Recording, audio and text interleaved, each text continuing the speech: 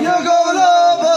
العزم خذنا واكل النماره من موقعي والمقار يا جيش لا تقل ضاعت علويك الاشاره ولا تدور خبر يا منها تحجب الريمان واطحن سماره ما عاد باقي حجر يا